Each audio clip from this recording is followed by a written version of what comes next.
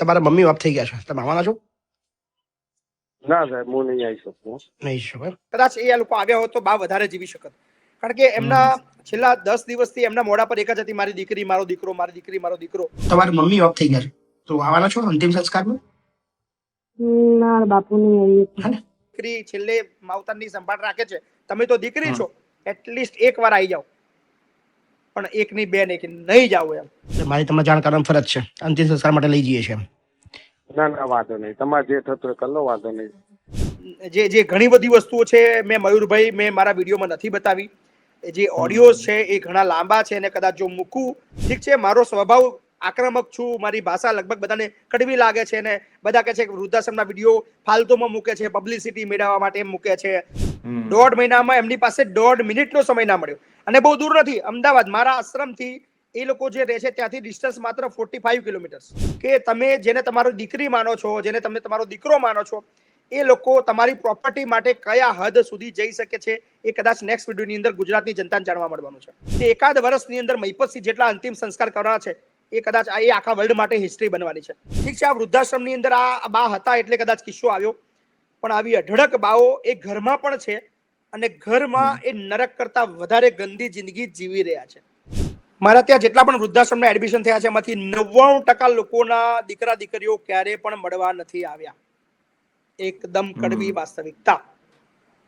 અને મજાની વસ્તુ એક પણ કહી દો આ જાહેર મંચથી, કે બધા જ આપણા હિન્દુ ધર્મના વડીલો ત્યાં આશ્રય લઈ રહ્યા છે.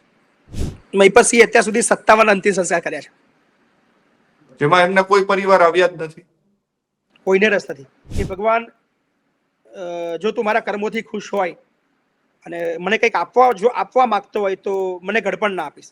ઘડપણ પહેલા મને લઈ લેજે, મારે ઘડા નથી થવું. હું એક ટ્રસ્ટ ચલાવું છું, છતાં પણ આપના માધ્યમથી કહું છું, મહિપતસિંહ ચૌહાણને પણ 1 રૂપિયા ડોનેશન ના આપશો. જે આપવાની તમને ઈચ્છા છે એ પૈસા તમારા મા બાપ પાસે મૂકો, મા બાપને પૂછો કે તમારે શું જોઈએ છે. ભલે મારું વૃદ્ધાશ્રમનું નામ છે વૃદ્ધાશ્રમ, પણ ક્યારેક મુલાકાતે આવો, અમારા વડીલો મળો. અમારા વડીલો કહેશે કે ભાઈ અહીંયા જેવું સુખ અમને ક્યાંય નથી મળતું, અમને ટાઈમે 2 ટાઈમે 3 ટાઈમ જમવા મળે છે, કોઈ ખીચખીચ કરવા વાળું નથી, કોઈ રોકટોક કરવા વાળું નથી. વૃદ્ધાશ્રમની સ્થાપના મહિપતસિંહે કરી છે, અધિકારથી વૃદ્ધાશ્રમો છે. આજ સુધી એના વિડીયો કેમ નથી આવ્યા? લોકોને સત્ય બાબતની અંદર ક્યારે બતાવવામાં કેમ નથી આવ્યું? આ પણ આની પાછળ બી બહુ મોટું લોજિક છે. નમસ્કાર, સ્વરાજમાં આપનું સ્વાગત છે. હું મયુર. આજે વાત કરવી છે, આમ તો અત્યારે જે આપણી સાથે સ્ક્રીન પર તમે જોઈ રહ્યા છો તેમના પરિચયની જરૂર નથી. મહિપતસિંહ ચૌહાણ કે જેઓ અનેક સેવા કાર્ય સાથે વર્ષોથી જોડાયેલા છે અને તેઓ એક વૃદ્ધાશ્રમ જે છે તે પણ સંચાલન કરી રહ્યા છે. મહિપતસિંહ, ગઈકાલે એક ઘટના બની હતી ને તેમનો વિડીયો તમે તમારા સોશિયલ મીડિયા ઉપર શેર કર્યો છે ને આ ઘટના ખૂબ જ હૃદયદ્રાવક છે, કારણ કે જે પ્રમાણે તમે આ વિડીયો મૂક્યો છે તેમાં એક માતાનું નિધન થાય છે અને આ માતાના નિધન બાદ તમે તેમના દીકરા અને દીકરીને બંનેને ફોન કરો છો અને તેમનો જવાબ જે છે કે તમે અંતિમ વિધિમાં પણ આવશો કે નહીં તેવું તમે પૂછો છો, પરંતુ તેમના દ્વારા ના પાડવામાં આવે છે. એટલે ખૂબ જ હૃદયદ્રાવક ઘટના છે ને તમે જ્યારે તમારા સોશિયલ મીડિયા ઉપરથી આ ઘટના મૂકી છે ત્યારે ખૂબ જ અનેક સવાલો જે છે તે પણ ઊભા થઈ રહ્યા છે, કારણ કે જ્યારે 9 મહિના સુધી જે માતા પેટની અંદર રાખતી હોય એ જ માતાનું જ્યારે મૃત્યુ થાય અને તેમને જ મળવા માટે કોઈ દીકરો કે દીકરી તેમના અંતિમ સંસ્કારમાં પણ તેઓ ન આવે, તે ખૂબ જ મોટી વાત કહેવાય. સ્વાગત છે આપનું સ્વરાજમાં. હવે ચર્ચા આપણે શરૂ કરીએ. ત્યારે મહિપતસિંહ, એ જણાવશો કે જ્યારે તમે પહેલા તો આખી ઘટના શું બની હતી એ જણાવો. મયુરભાઈ, છેલ્લા જે રમીલા બા છે એ ઘણા મહિનાઓથી આપણા વૃદ્ધાશ્રમની અંદર રહેતા હતા અને જ્યારે એડમિશન કરવા માટે આવ્યા હતા ત્યારે મેં એવું સાંભળ્યું કે એમનો છોકરો જ આવ્યો હતો, પણ મને એવું અહીંયા એવું કહેવામાં આવ્યું હતું કે એ ડ્રાઈવર છે અને લાચાર છે, બા કોઈ રાખવા વાળું છે નહીં, એમ કરીને મૂકવા હતા એવું કહેવામાં આવ્યું હતું. અને આપણા આશ્રમની અંદર નિયમ છે કે કોઈ બી આવે આપણે એને આશરો આપી દેતા હોઈએ છીએ, બહુ વધારે એની પૂછપરછ નથી કરતા. અને બહુ સારી જિંદગી હતી એમની, પણ છેલ્લા 1.5 મહિનાથી એમની બાની તબિયત લથડી હતી, ખૂબ ખરાબ હતી અને દાખલ બી કર્યા એમને 15-17 દિવસ. તો એની ડાયરીમાંથી આપણી પાસે જેટલા બી ફોન નંબર મળ્યા હતા આપણે બધાનો સંપર્ક કર્યો હતો. અને છેલ્લા 1.5 મહિનાથી આપણે એવું નથી કે એક દિવસ પહેલા એમના દીકરાનો ને દીકરીનો સંપર્ક કર્યો, આપણે છેલ્લા 1.5 મહિનાથી સતત એમના પરિવારના સંપર્કમાં હતા. એમને કીધું કે તમારા જે બા છે કે એમની જે બેન છે એમની બેનને બી ફોન કર્યો, એમની દીકરી છે દીકરીને મેં પર્સનલી લગભગ 15 થી વધારે વાર મેં પર્સનલી ફોન કર્યો છે. મારા ઓફિસ સ્ટાફે તો અલગ અલગ કર્યા જુદા, દીકરાની પણ મેં 4 થી 5 વાર વાત કરી છે. સો ઘણા સમયથી સંપર્કમાં તો મને એમ હતું કે યાર આજે આવશે, કાલે આવશે, પરમ દિવસ આવશે અને બાને લઈ જશે. કદાચ એ લોકો આવ્યા હોત તો બા વધારે જીવી શકત. કારણ કે એમના છેલ્લા 10 દિવસથી એમના મોઢા પર એક જ હતી, મારી દીકરી મારો દીકરો, મારી દીકરી મારો દીકરો. એ જ એ વારંવાર બોલી રહ્યા હતા. અને એમને એમના પરિવારને એ જ કીધું કે યાર તમને બહુ યાદ કરે છે. તમે લેવા ના આવશો, તમે ના લઈ જશો, તમે ફક્ત એકવાર એમને મોઢું બતાવી દો, કદાચ એમનો જીવ તમારાની અંદર ભરાઈ રહ્યો છે. પણ જે ઘણી બધી વસ્તુઓ છે મેં મયુરભાઈ મેં મારા વિડીયોમાં નથી બતાવી. જે ઓડિયોઝ છે એ ઘણા લાંબા છે અને કદાચ જો મૂકું તો એ જે જવા વાળા તો જતા રહ્યા છે, પણ જે જીવે છે એમનું જીવવું અઘરું થઈ જાય એવી વાતો હતી. પણ આ વિડીયો એટલા માટે મૂકવો પડે છે કે યાર આપણે જે ભારતીય સંસ્કૃતિનો આપણે જે બણગા ફૂંકી રહ્યા છીએ કે આપણી ભારતીય સંસ્કૃતિ આવી હોવી જોઈએ, આવી હોવી જોઈએ, અને અસલિયતની અંદર શું છે એ બાબતની અંદર સમાજે ચિંતા કરવી પડશે યાર. નહીતર ઠીક છે, મારો સ્વભાવ આક્રમક છું, મારી ભાષા લગભગ બધાને કડવી લાગે છે ને બધા કહે છે કે વૃદ્ધાશ્રમના વિડીયો ફાલતુમાં મૂકે છે, પબ્લિસિટી મેળવવા માટે એમ મૂકે છે કે ભાઈ આ છે તે છે. પણ મને ખબર છે કે આ હવે થોડા વધારે પ્રમાણની અંદર કરવું પડશે. જે છે એ ઉઘાડું બતાવવું પડશે તો જ લોકોની આંખો ખુલશે. મયુરભાઈ, બા કેટલા સમયથી બીમાર હતા અને છેલ્લે તમે કહ્યું કે એની પરિસ્થિતિ ખૂબ ખરાબ હતી, કેટલા સમયથી પરિવાર સાથે સંપર્ક કરવાનો પ્રયાસ કર્યો તમે? 1.5 મહિનાથી પણ વધારે. 1.5 મહિનામાં એમની પાસે 1.5 મિનિટનો સમય ના મળ્યો. અને બહુ દૂર નથી, અમદાવાદ મારા આશ્રમથી એ લોકો જે રહે છે ત્યાંથી ડિસ્ટન્સ માત્ર 45 કિલોમીટર. છતાં પણ ના આવ્યા. એમની દીકરીને મેં એટલા ફોન કર્યા અને કીધું કે બેન તમે દીકરી છો. દીકરાઓ કદાચ આ જમાનાની અંદર ખરાબ છે. દુનિયા એવું કહે છે કે દીકરાઓ હવે દીકરીના હારે ના આવે, દીકરી છેલ્લે માવતરની સંભાળ રાખે છે. તમે તો દીકરી છો, એટલીસ્ટ એક વાર આવી જાઓ. પણ એકની બે નહીં જાવ એમ. શું કારણ હોઈ શકે? આ જ્યારે માતા મેં કહ્યું એમ કે 9 મહિના જેમને પેટમાં પાડ્યા હોય, દીકરા અને દીકરી માટે તમામ વસ્તુનો ત્યાગ કરી દીધો હોય એ માતા હવે એ લોકોને ના મળવાનું એક માત્ર રીઝન છે કે બા પાસે હવે કશું જ નથી. બાના મેં જ્યારે થેલા ચેક કર્યા અને એની અંદર એક લેટર પણ મળ્યો અને બાનું બધું જ લખાવી લીધેલું છે.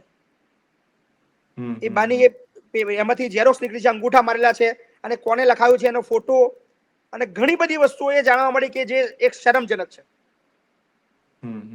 એ નેક્સ્ટ વિડીયોની અંદર એ આખી જ વસ્તુ હું બતાવવાનો છું કે તમે જેને તમારો દીકરી માનો છો, જેને તમે તમારો દીકરો માનો છો, એ લોકો તમારી પ્રોપર્ટી માટે કયા હદ સુધી જઈ શકે છે એ કદાચ નેક્સ્ટ વિડીયોની અંદર ગુજરાતની જનતાને જાણવા મળવાનું છે. બિલકુલ જે પ્રમાણે તમે ફોન કર્યો મહિપતસિંહ અને દીકરા અને દીકરી બંને ના પાડી, ત્યારે તમને કેવું લાગ્યું? મને તો આશા એ જ હતી કે એ લોકો ના જ પાડશે. કારણ કે જ્યારે 1.5 મહિના પહેલા કહ્યું હતું કે ભાઈ તબિયત આવી લથડી રહી છે, હવે એમને યાદ નથી રહેતી અને આખો દિવસ એ બૂમો પાડે છે. પણ મારા જે વૃદ્ધાશ્રમની અંદર જે બીજા વડીલ બા છે એ લોકોએ ખૂબ જ સેવા કરી છે લોકોની. દવાખાનાની અંદર પણ 7 દિવસ અમારા વડીલ બાઓ ત્યાં રહેલા છે અને અહીંયા સતત એમનું દેખરેખ માટે એ રૂમની અંદર જે 18 બહેનો બીજી જે હોલની અંદર રહે છે એ બધી જ બહેનો આખી રાત વારાફરતી બધી જાગીને એ બાની ખૂબ સેવા કરી છે. પણ ખરેખર એ શરમજનક કૃત્ય છે એ દીકરાનું, એ દીકરીનું. હું માનું છું ત્યાં સુધી ચલો એ બા બહુ ખરાબ હશે, એ બા એકદમ ફાલતુ હશે, માણસાઈ જેવું એમને કશું જ નહીં હોય, માની લઈએ 2 મિનિટ માટે. પણ અલ્ટિમેટલી એ તમારી માં છે. એ દીકરા માટે એની માં છે, એ દીકરી માટે એની માં છે. આખી જિંદગી ખૂબ વેઠી હશે, ખૂબ પીડાઓ યાતનાઓ સહન કરીને મોટા કર્યા હશે, એ લાયક બનાયા છે કે કંઈક કરી શકે અથવા કંઈક કરી રહ્યા છે. પણ ખરેખર માનવતા ખરેખર આ કેસની અંદર શર્મસાર થઈ છે. મયુરભાઈ, મહિપતસિંહ, પહેલી વાર આવો કિસ્સો બન્યો તમારી જિંદગીમાં? કારણ કે મયુરભાઈ રોજનો કિસ્સો થઈ ગયો છે. કારણ કે રોજ મારા ત્યાં 10-15 એડમિશન આવે છે. 10-15 એડમિશન માંથી હું ખૂબ પ્રયત્ન કરું છું કે બને ત્યાં સુધી લોકોને પાછા મોકલું, એના ફેમિલીને બોલાવીને સમાધાન કરું અને એની અંદર બહુ અંશે હું સફળ પણ થયો છું. દરરોજ રાત્રે 8 થી 10 ની અંદર મારું આ જ કામ છે કે આખા દિવસની અંદર જેટલા પણ લોકો મારા ત્યાં વૃદ્ધાશ્રમની અંદર આશરો લેવા આવે છે એમને બેસાડીએ છીએ, એના રિલેટિવને ફોન કરીએ છીએ, એના દીકરાઓને ફોન કરીએ છીએ, એમને બોલાવીએ છીએ અને રાત્રે 8 થી 10 ની અંદર મારું આ જ કામ હોય છે. ગુસ્સા નથી, ધમકી આપીને, બીવડાવીને, ડરાવીને, ધમકાવીને, કદાચ મારી રૂડલી ભાષા ગાળો પણ બોલું છું, એમ હું જાહેરમાં સ્વીકારું છું, કશું ખોટું નથી. પણ અંતિમ મારું લક્ષ્ય હોય છે કે એ જે બા છે કે દાદા છે એના પરિવાર સાથે રહે. સો એ વિડીયોની પણ ધમકી આપું છું કે મેં બાનો વિડીયો ઉતાર્યો છે, તમે જો ઈચ્છો છો કે ના મૂકો તો તમે એને સારી રીતે રાખો અને હું દરરોજ એની ખબર લઈશ અને કદાચ અમારી ટીમ એમના ફોન બી કરે છે કે બાને બરાબર રાખે છે કે નહીં, દાદાને બરાબર રાખે છે નહીં. પણ ઘણા કેસની અંદર એ લોકો નથી આવતા, એ લોકોને અમે વૃદ્ધાશ્રમની અંદર એડમિશન આપીએ છીએ. અમારો પ્રથમ પ્રયત્ન હોય છે. બધાને એવું લાગતું હોય કે મહિપતસિંહના ત્યાં જે લોકો આવે છે ને તરત એડમિશન આપે છે, પણ એવું નથી હોતું. અહીંયા અમે એક દિવસ 8 કલાક 10 કલાક સુધી અમારા હોસ્ટેલની અંદર રાખીએ છીએ. એમના રિલેટિવના બધાને વારાફરતી ફોન કરીએ છીએ, એમને બોલાવવાનો પ્રયત્ન કરીએ છીએ. જેટલા પણ લોકો આવે છે એને સમજાવીને એ રિલેટિવને મોકલી દઈએ છીએ. જે લોકોને લેવા નથી આવતા એવા 2-3 એડમિશન દરરોજ આપણા વૃદ્ધાશ્રમની અંદર એડમિશન થાય છે. અને આવા તો અઢળક કિસ્સાઓ જોયા. કદાચ એવું કહી શકું કે એકાદ વર્ષની અંદર મહિપતસિંહ જેટલા અંતિમ સંસ્કાર કરવાના છે એ કદાચ એ આખા વર્લ્ડ માટે હિસ્ટ્રી બનવાની છે. દર મહિને 7 થી 8 અંતિમ સંસ્કાર મહિપતસિંહ ચૌહાણ કરે છે. તો કોઈના દીકરા કે દીકરી કોઈ આવતું જ નથી? કોઈને રસ નથી. તમારે કેટલો ખર્ચો થાય બોલો, અમે પૈસા આપી દઈએ. આ શબ્દો હોય છે એમના. આ જે રમીલાબાની આપણે વાત કરી રહ્યા છીએ, તો રમીલાબા કેટલા સમયથી તમારા આશ્રમમાં હતા? અંદાજિત 4 થી 5 મહિના. અને તેમના દીકરા મૂકવા આવ્યા, તમે કહ્યું કે ડ્રાઈવર બનીને આવ્યા હતા. જ્યારે આપણે ત્યાં એડમિશન આપવા માટે આવ્યા હતા ત્યારે આપણા સ્ટાફ મેમ્બરની અંદર એવું કહેવામાં આવ્યું હતું કે ભાઈ એ ડ્રાઈવર કોઈ રિક્ષાવાળો લઈને આવ્યો છે અને એ મૂકવા આવ્યો છે. કારણ કે દીકરો મૂકવા આવ્યો તો પછી આપણે એનું ઇન્ટરવ્યુ લઈએ કે એને પૂછીએ કે ભાઈ કેમ મૂકવા આવ્યો છે. પણ અહીંયા હવે પહેલા એવું બનતું હતું કે આપણે જે મૂકવા આવે એના ઇન્ટરવ્યુ લેતા હતા, પણ હવે એવું કે રિક્ષાવાળો છું તો ડ્રાઈવર છું તો આપણે પછી એની સાથે વધારે પૂછપરછ કરી ના શકીએ. પછી આવી ઘટનાઓ વારંવાર સામે આવતી હોય છે. તમે કહ્યું કે કેટલા બધા જે માતાઓ છે કે જે વૃદ્ધો છે તેમના અંતિમ સંસ્કાર કર્યા. માનવતા હવે મરી ગયો તેવું લાગે છે, કારણ કે સગો દીકરો કે જે જનેતા એ પોતાને દીકરાને જન્મ આપ્યો હોય ને એ જ જનેતાના અંતિમ સંસ્કારમાં ન આવે. તમે કહ્યું કે ભારતીય સંસ્કૃતિ છે. હવે બોલવા જેવું બતાવવા જેવું કદાચ ભારતીય સંસ્કૃતિમાં આ બાબતમાં નથી રહ્યું. અને મયુરભાઈ ઠીક છે, આ વૃદ્ધાશ્રમની અંદર આ બા હતા એટલે કદાચ કિસ્સો આવ્યો, પણ આવી અઢળક બાઓ એ ઘરમાં પણ છે અને ઘરમાં એ નરક કરતા વધારે ગંદી જિંદગી જીવી રહ્યા છે. એ કિસ્સાઓ મયુરભાઈ આપણી સામે નથી આવી રહ્યા.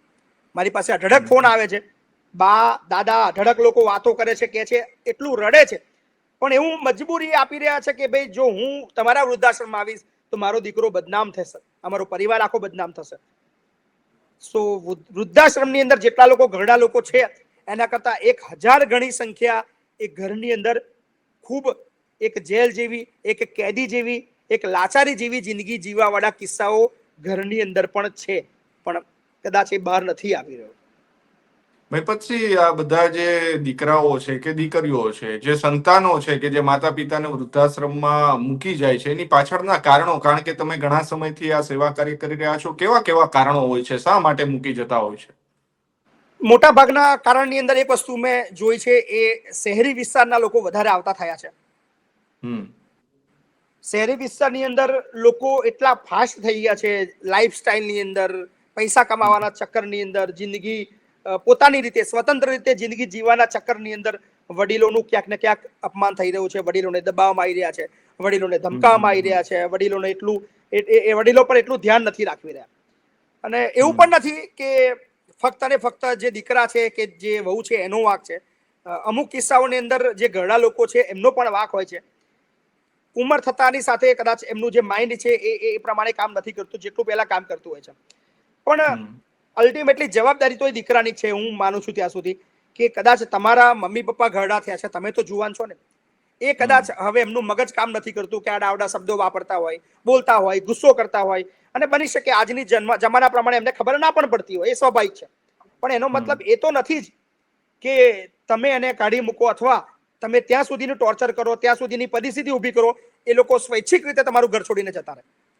કારણ કે તમે પણ એક સમય નાના હતા, કાલી ગેલી ભાષા બોલતા હતા, તમે જયારે વર્ષના 1.5 વર્ષના, તમે જયારે બોલતા પણ નતા શીખ્યા, પણ એ તમારા એક હાસ્યથી, તમારા એક રડવાથી એ તમારી પરિસ્થિતિ સમજતા હતા કે મારા દીકરાને કે મારી દીકરીને ભૂખ લાગી છે, મારા દીકરાને તેડવો છે, મારા દીકરાને ખોળામાં બેસવું છે, મારા દીકરાને બહાર જવું છે, મારા દીકરાને સૂવું છે, મારા દીકરાને રમવું છે.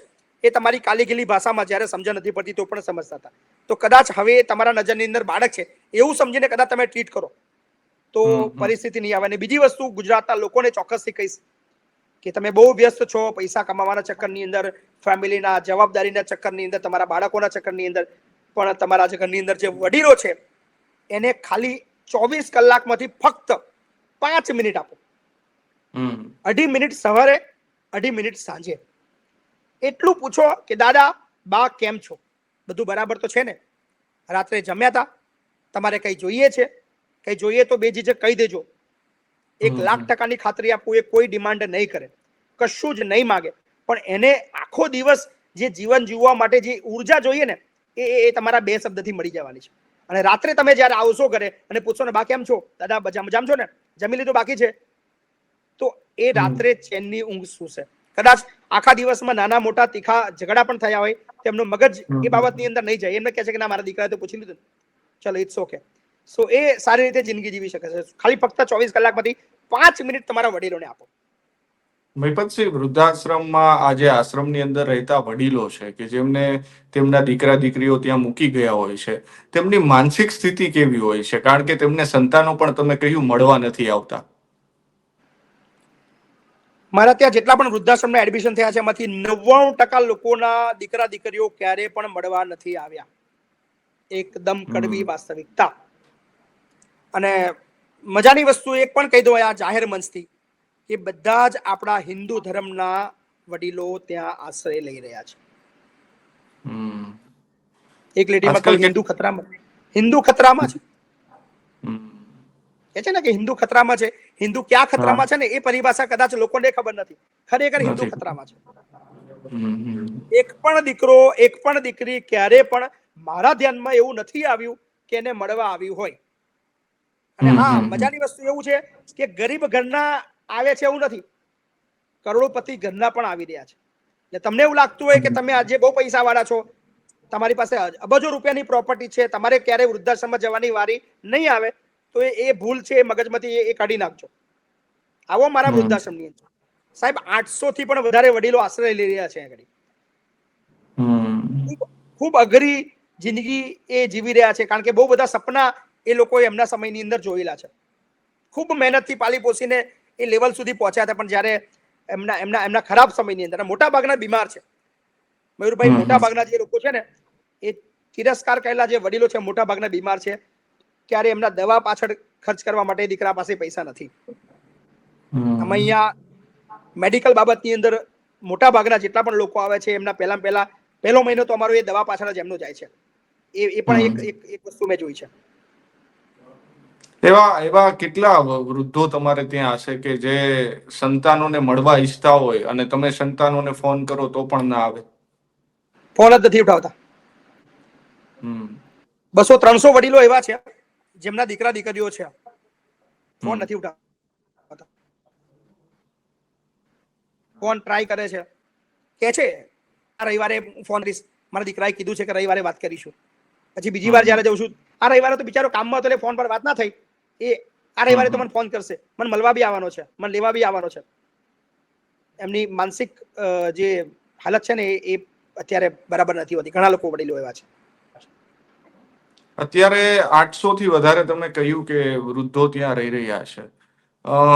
આપણે રમીલા બાવાળી વાત કરતા હતા તેમાં પણ કહ્યું, મેં તમને પૂછ્યું કે આ કિસ્સો પહેલી વાર બન્યો, તમે કહ્યું ના પહેલી વાર નથી. તો આવા કેટલા કિસ્સાઓ અત્યાર સુધીમાં બની ગયા છે કે જેમના તમે અંતિમ સંસ્કાર પોતે કર્યા હોય અને તેમના સંતાનો આવ્યા જ ના હોય? મહિપતસિંહ અત્યાર સુધી 57 અંતિમ સંસ્કાર કર્યા છે, જેમાં એમના કોઈ પરિવાર આવ્યા જ નથી. કોઈને રસ નથી. મયુરભાઈ, મતલબ કદાચ આ વાત સુધી આજ સુધી મેં ક્યારે મારા ફેસબુક પેજ ઉપર પણ નથી મૂકી કે આટલા બધા અંતિમ સંસ્કાર મહિપતસિંહ કર્યા છે. અને એમના પરિવાર વાળા લોકો, ઘણા લોકો એવું પણ કીધું છે કે તમારો જે ખર્ચો થાય એ અમે તમને પેડ કરી દઈશું. અને ઘણા લોકો એવા છે જે આવ્યા છે, અમે ફોન કરીએ, એ દીકરી આવી છે અને કહે છે તમે લઈ જાઓ, અમે અહીંથી ગાડી પણ તમને આપીએ અને અંતિમ સંસ્કાર એટલીસ્ટ એના ગામમાં થાય. જે એની ઈચ્છા હતી કે ભાઈ મારું જે અંતિમ ક્રિયા છે મારા ગામની અંદર થાય, એવા પણ ઘણા લોકોની આશા હોય કે એટલીસ્ટ મારું મોત તો કમસે કમ ત્યાં આવે. તો કે ના, હું ગામડે નહીં લઈ જાઉં, તમે બધું અહીંયા કરી દો, હું બધું બેઠી છું, હું બધું પેડ તમને કરી દઉં છું, આ પૈસા રાખો. એવા લોકો આવે છે. અમે લોકોને કાઢી મૂકીએ છીએ, તારા પૈસા લઈને તું ભાગી જા, તું એ લાયક નથી. પછી તમે આ બધું તમે કહ્યું 57 અત્યાર સુધીમાં અંતિમ સંસ્કાર કર્યા છે, આ બધું જોઈને તમને તમારી લાગણી શું હોય છે આ બાબતે? તમને કેવું થતું હોય છે? કારણ કે તમે તો કેટલા 800 કરતા પણ વધારે વૃદ્ધાઓને અત્યારે મેં તો સાચવી રહ્યા. મયુરભાઈ હમણાં 6 મહિના પહેલા એક પોસ્ટ પણ મૂકી હતી કે ભગવાન, જો તું મારા કર્મોથી ખુશ હોય અને મને કંઈક આપવા માંગતો હોય તો મને ઘડપણ ના આપીશ. ઘડપણ પહેલા મને લઈ લેજે, મારે ઘડા નથી થવું. મને મારા પરિવાર પર કે મારા બાળકો પર મને હવે ટ્રસ્ટ મને ખુદના નથી. મને એ પણ દેખાય છે કે કદાચ હું ગમે તેટલું સારું કર્મ કરીશ, ગમે તેટલા સારા સંસ્કારો આપીશ, ગમે તેવું આપીશ, પણ અંતિમ સમયે એ આ જ પરિસ્થિતિ દરેક ઘરડાની જો થવાની હોય તો મારે પણ ઘરડું નથી થવું. ગુજરાતમાં તો કારણ કે આખી જિંદગી જ્યારે મયુરભાઈ આપણે આપણા બાળકો માટે કામ કરતા હોઈએ, આખી જિંદગી સવારથી સાંજ સુધી દોડીએ, જમવાનો આપણને સમય ના મળે, જમવાનો ટાઈમ ના મળે, અથવા એક ટાઈમ ખાઈ લઈએ કે વર્ષ 5 વર્ષ 10 વર્ષ 20 વર્ષ બહાર રહીએ અને 2-5 પૈસા ભેગા કરીએ કે યાર કાલે જ્યારે આપણું ઘડપણ હશે એ પૈસા આપણને કામ લાગશે, મારો દીકરો એ આગળ વધે, બિઝનેસની અંદર આગળ વધે, એને સારી નોકરી મળે, સારી જગ્યાએ ભણે, સારું જમે, સારા કપડાં પહેરે, સારી સુવિધા ભોગવે, એના માટે આખી જિંદગી ઘસી નાખે. અને જ્યારે એ વ્યક્તિનું ઘડપણ આવે ત્યારે એ બાળક એને પૂછે પણ નહીં. એટલે આ વેદના કદાચ એ બા દાદા જ સમજી શકે જે પીડા એ લોકો ભોગવતા હોય. અત્યારે આપણે ફીલ ના કરી શકીએ. અત્યારે આપણે યુવાન છીએ, આપણે જુવાન છીએ, આપણા હાથ પગ ખૂબ જ મજબૂત છે, જે વિચારીએ કરી શકીએ, જે ખાવું હોય એ ખાઈ શકીએ. એટલે આપણને એવું લાગે છે કે આખી જિંદગી આપણી આવી રહેવાની છે, આપણે આવા તંદુરસ્ત રહેવાના છીએ, આખી જિંદગી આપણે અમર છીએ, આપણે મરવાનું નથી, આપણને કોઈ એવો રોગ થવા નથી, આપણને ઘડપણ આવવાનું જ નથી, આપણે કોઈ દિવસ આપણે કોઈની જરૂર પડવાની જ નથી. આપણને એ મનની અંદર આપણને હવા છે. પણ જ્યારે એ સમય આવે ને ત્યારે આપણને ખબર પડે કે ભાઈ અસલિયતની અંદર જિંદગી શું છે. પછી સમાજ માટે છેલ્લો સંદેશ શું હશે તમારો? મંદિર, મસ્જિદ કે તમે જે બી ભગવાનની અંદર માનો છો, તમારી પાસે એ બધું કરવા માટે સમય છે. હું જોઉં છું બહુ આધ્યાત્મિક છીએ આપણે, ધર્મમાં ખૂબ માનવા વાળા વ્યક્તિ છે, ધર્મ માટે લાખો કરોડો રૂપિયા આપણે વેરવા, આપવા, દાન કરવા તૈયાર છીએ. પણ જે અસલના જે ભગવાન છે ને, મા બાપ, એની માટે આપણી પાસે સમય નથી. કશું જ નહીં કરો તો ચાલશે, તમારા જીવનની અંદર કશું જ ના કરશો, ક્યાંય 1 રૂપિયા ડોનેશન ના આપશો. હું એક ટ્રસ્ટ ચલાવું છું, છતાં પણ આપના માધ્યમથી કહું છું, મહિપતસિંહ ચૌહાણને પણ 1 રૂપિયા ડોનેશન ના આપશો. જે આપવાની તમને ઈચ્છા છે એ પૈસા તમારા મા બાપ પાસે મૂકો, મા બાપને પૂછો કે તમારે શું જોઈએ છે. એનાથી મોટું કશું જ સુખ નથી. તમારા મા બાપ કદાચ દુઃખી હોય, અથવા તમારા મા બાપ પાસે તમારી પાસે બેસવાનો સમય ના હોય, તમારા મા બાપ તમારાથી કદાચ પરિસ્થિતિ અનુરૂપ કદાચ દૂર રહેતા હોય, જીવન છે, જીવન જીવવા માટે બહાર જવું પડે, કમાવું પડે, પણ તમારાથી તમારા મા બાપ જો દુઃખી છે તો તમારાથી મોટું અભાગ્ય કોઈ નથી. તમારા મા બાપના મર્યા પછી તમે એના નામથી અબજો રૂપિયા દાન કરશો, અબજો રૂપિયા ખર્ચા કરશો, એ ઝીરો છે, એની કોઈ જ વેલ્યુ નથી. જીવતે જીવ એની કદર કરી લો. એનાથી મોટી ભગવાનની પ્રાર્થના, ભગવાનની પૂજા બીજી કોઈ નથી. પછી આમ તો ઘણી જગ્યાએ આપણે સાંભળતા હોય છે કે જે વૃદ્ધાશ્રમો ચલાવે છે, ઘણા લોકોના મુખે આ બધું સાંભળવા મળતું હોય છે, ઘણી જગ્યાએ ચર્ચાઓ થતી હોય છે. ખરેખર વૃદ્ધાશ્રમો ન હોય, બરાબર છે, તો આ સંતાનો મૂકવા ન આવે ને એવી બધી ચર્ચાઓ થતી હોય છે. ખરેખર આ બાબતે તમે શું કહેશો? વૃદ્ધાશ્રમ જ્યારે મેં ચાલુ કર્યું ત્યારે 50ની કેપેસિટી વાળું બનાવ્યું હતું. અત્યારે મારી પાસે 800 છે. આ ડિસેમ્બર સુધીની અંદર વર્લ્ડની સૌથી મોટી એનજીઓ મહિપતસિંહ ફાઉન્ડેશન બનવાનું છે. લગભગ 5000 વડીલો મારા વૃદ્ધાશ્રમની અંદર રહેવાના છે આ ડિસેમ્બર સુધીની અંદર. એટલે વૃદ્ધાશ્રમ હું તો કહું છું ના હોવા જોઈએ, પણ અત્યારની જે પરિસ્થિતિ છે, જે સિસ્ટમ છે, અને જે તકલીફો લોકો વેઠી રહ્યા છે, સાહેબ, કરોડોપતિ ઘરના લોકો મારા વૃદ્ધાશ્રમની અંદર એમના મહેલ કરતા પણ વધારે સાહેબી અને આનંદ એમના ચહેરા પર ભોગવી રહ્યા છે. ભલે મારું વૃદ્ધાશ્રમનું નામ છે વૃદ્ધાશ્રમ, પણ ક્યારેક મુલાકાતે આવો, અમારા વડીલો મળો. અમારા વડીલો કહેશે કે ભાઈ અહીંયા જેવું સુખ અમને ક્યાંય નથી મળતું. અમને ટાઈમે, 2 ટાઈમે, 3 ટાઈમ જમવા મળે છે. કોઈ ખીચકીચ કરવા વાળું નથી, કોઈ રોકટોક કરવા વાળું નથી. અમારે જ્યારે વાતો કરવી છે, 25-50 લોકો વાતો કરવા વાળા અમારી પાસે છે. અમને કોઈ ગાળો બોલવા વાળું નથી, કોઈ અમને ટુકારું કરવા વાળું નથી, કોઈ અમને ઉતારી પાડવા વાળું નથી, અમારું વારંવાર અપમાન કરવામાં નથી આવતું. અમને કોઈ એવું નથી કહેતું કે તમને ખબર ના પડે. સો અંતિમ પળો અમે અમારી બહુ મસ્ત જીવી રહ્યા છે એવું અમારા વડીલો કહી રહ્યા છે. સો વૃદ્ધાશ્રમ એક આશીર્વાદ જ છે. એક એટલીસ્ટ માની લઈએ કે ચલો દીકરા જેના છે, એ એમના જે વડીલો છે એ વૃદ્ધાશ્રમમાં ના હોવા જોઈએ, એગ્રી, પણ એ આ દુનિયાની અંદર અઢળક એવા લોકો છે કે જેના દીકરા નથી, જેના દીકરા મરી ગયા છે, અથવા એક એવી પરિસ્થિતિમાં છે કે જે મેં કહ્યું એમ કે રાખવાની શક્તિ નથી અત્યારે, અથવા રાખવા માંગતા નથી. તો ક્યાં જશે એ લોકો? રીબાઈ રીબાઈને જીવવાનું, વૃદ્ધાશ્રમ ના હોય, જેલ જેવી જિંદગી હોય, 2 ટાઈમ જમવાનું ના આપતા હોય, 4 દિવસનું આવતા જતા લાત મારતા હોય, વારંવાર અપમાન કરતા હોય, એવા અઢળક કિસ્સાઓ પણ એ બહાર નથી આવતા. અને આ બી વૃદ્ધાશ્રમના વિડીયો બી મહિપતસિંહના વૃદ્ધાશ્રમ પછી તમને કદાચ જોવા મળ્યા ગુજરાતમાં. વૃદ્ધાશ્રમ મહિપતસિંહ તો હમણાં ચાલુ કર્યું, વર્ષોથી ગુજરાતમાં વૃદ્ધાશ્રમો છે, ક્યાંય તમને એવા કિસ્સાઓ જોવા નથી મળ્યા. તો આ બી ક્યાંક ને ક્યાંક, કોઈ આક્ષેપ કરવાવાળો વ્યક્તિ નથી કે ભાઈ હું બીજા પર આક્ષેપ કરું, પણ ક્યાંક ને ક્યાંક જે સત્ય છે ને દબાવવાનો પ્રયત્ન ગુજરાતમાં વર્ષોથી થયો છે. મહિપતસિંહ, તમારા જે એમ નહીં, ગુજરાતમાં વૃદ્ધાશ્રમની સ્થાપના મહિપતસિંહે કરી છે. અધિકારથી વૃદ્ધાશ્રમો છે. આજ સુધી એના વિડીયો કેમ નથી આવે? લોકોને સત્ય બાબતની અંદર ક્યારે બતાવવામાં કેમ નથી આવ્યું? આ પણ આની પાછળ બી બહુ મોટું લોજિક છે. તમારા વૃદ્ધાશ્રમના જે અત્યારે વૃદ્ધો રહે છે તેમની વેદના શું હોય છે? કારણ કે એક નફરત થઈ જતી હશે ને કે જ્યારે આવી ઘટનાઓ બનતી હશે, કારણ કે બીજા વૃદ્ધા છે તેમની ઉપર શું અસર થતી હશે? હવે તો મજાની વસ્તુ એ આવે છે કે કદાચ કોઈ કિસ્સાની અંદર કોઈ લેવા પણ આવે ને તો અમારું વડીલ જતું નથી આવવું. બહુ સહન કરી લીધું, બહુ તમને તક આપી લીધી, બહુ વાર તમને જતા કરી લીધા, પણ હવે નથી આવવું, હવે તો મરવું અહીંયા જ છે. ત્યારે એમને આનંદ થાય છે કે ખરેખર સાચા અર્થમાં અમે કોઈને ખુશ કરવાની અંદર સફળ રહ્યા છીએ. ખૂબ ખૂબ આભાર મહિપતસિંહ, સ્વરાજ સાથે જોડાવા બદલ. Thank you Mayurbhai, thank you so much.